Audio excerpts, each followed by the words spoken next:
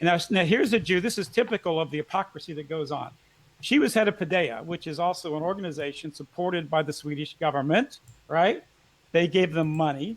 PDEA is an organization that's trying to bring in non-Swedish people, non-European people into Sweden. And this was the exact quote, which was in a journal that was published on broadcast in Israel, wasn't broadcast in Sweden. And this is what she says. Europe is that not going to...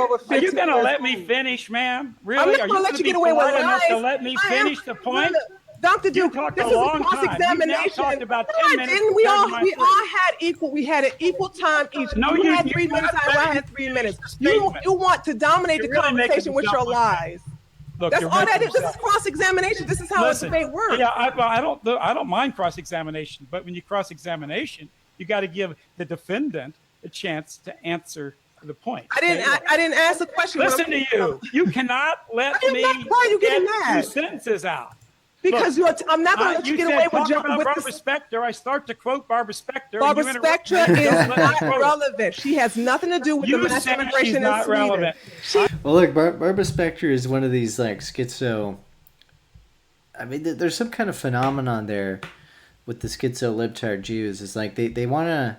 It's almost like they want to take credit for everything. They've done this in America as well, where like the J organizations will put out these dumb videos or like, Jews were there in the Civil Rights Act and we were at the forefront, blah, blah, blah. And it's like, obviously there's some Jews on the other side who disagree with them, but they never mention.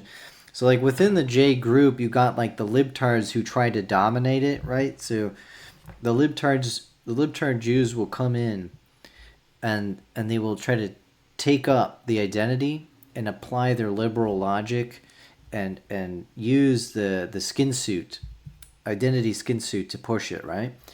And then they'll just completely ignore all these other Jews that are conservatives that don't agree with them on this stuff, right? And they try to silence those Jews. So it's basically just an internal war within Jews, as there's an internal war within Christianity with the liberal Christians versus more conservative Christians, just as there's an internal war within the white race of white liberals versus those who aren't. So basically it's the same phenomenon there within the J group, is you got the liberals being very loud and obnoxious, trying to claim credit for everything. And this dumb bitch, Barbara Specter, she's like, yeah, Jews will be at the center of it. It's almost like she was purposefully trying to frame her own group to take the fall for it. You know, maybe there's an agenda there. Maybe she wants anti-Semitism to exist. Maybe she's there to promote anti-Semitism, because she goes in there and then she slaps like a Jewish labeling on her activism, then frames them up and says, yeah, we're doing it. So yeah, you should really hate us and blame us for it, right? And maybe it's because she wants Jews to be driven out of Europe and go to Israel. Like, there is that whole Zionist thing about Theodore Herzl saying that the anti-Semites are our best friends because they'll push Jews to Israel. So there could be something like that going on. It's like, by no means are they the only people promoting left-wing shit in Europe. So she's trying to take credit for something that they don't deserve full credit for. So it's like you got, on both ends, there's like this embellishment. So like the libtard Jews will embellish their own role and ignore all the other people who are right there doing the same thing. And then like the J-obsessed people on the right will take their statements and say, hey, look, yeah, they did it and nobody else did it, right? They're both flubbing the data because they're not looking at the bigger picture. So these libtard Jews have some responsibility. There is a nut job faction here, right? There's some kind of weird messiah complex. Soros has got this as well. They want to be up in front. They want to be the loudest spokesman. It's that Tikkun Olam bullshit, right? It's that repair the world. This is part of that social justice shit. So it's like, I don't know if that's just Reform Judaism, because some people have said to me, they're like, oh, that's Reform Judaism, but like conservative and Orthodox don't buy that stuff. I don't know if that's true. I think that Tikkun Olam thing, I think that's pretty universal. I don't know if that's just Reform, but it's not. Tell me what political position Barbara Specter has. You won't even look. if you're not going to let me talk, we can What just political position this does is not a Barbara debate. Spector have? She was head of Paideia, which is an organization. Paideia has no political power listen whatsoever. to you. I can't even finish a sentence. I thought you were a polite. This is a cross-examination. We can interrupt each other. Don't get upset about that. No. We look. We either have to have a discussion. We're having a discussion, but what I'm telling you is that Barbara Spector does not have any political power whatsoever. You're getting angry because I'm explaining the truth while you're trying to promote a. So this is the issue with Duke. So he brings up this Barbara Spector thing, but like that's 2005. I mean, obviously multiculturalism in Sweden and in other European countries started way before 2005. In the UK, it was Tony Blair's government really in the 90s that started it.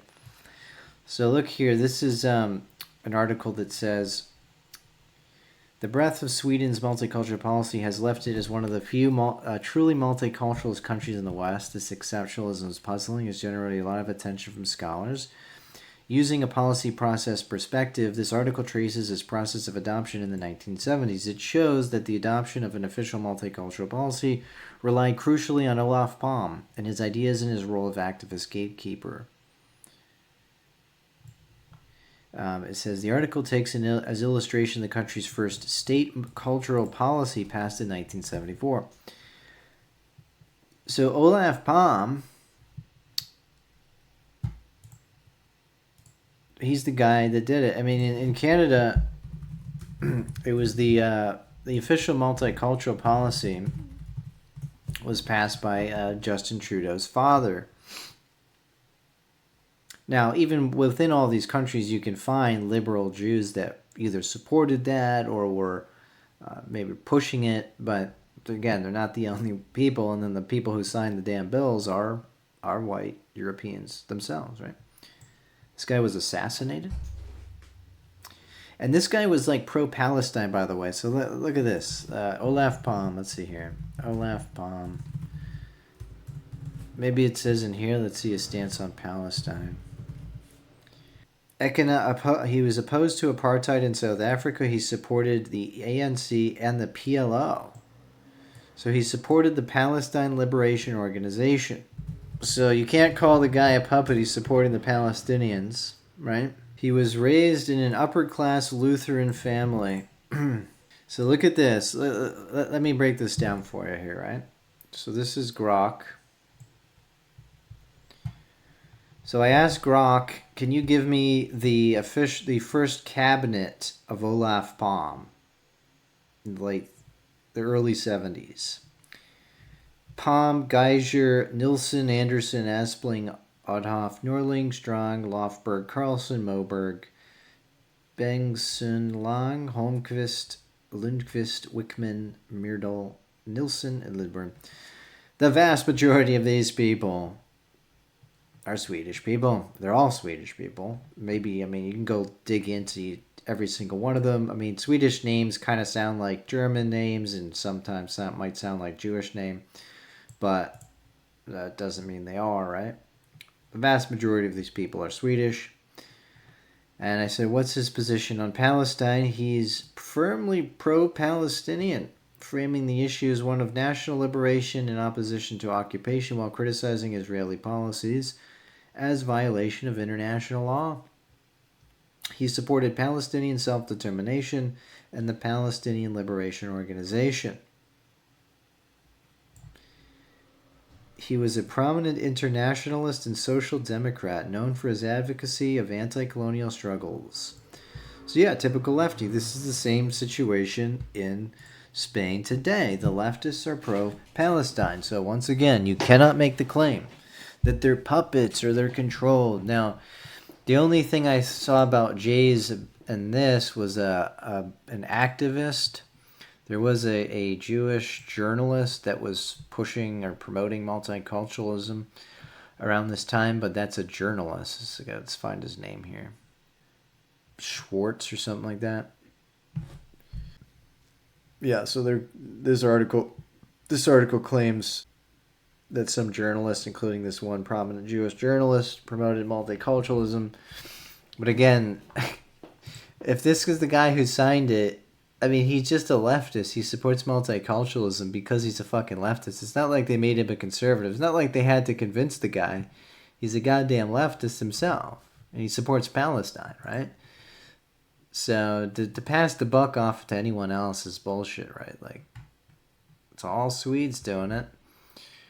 So this seems to be the WN method, is just find the libtard Jew in the mix, blame him exclusively for the libtard policy to exonerate all of their own people, right? Because whites do nothing, right? The liberal whites do nothing, even though they're promoting all this shit. You cannot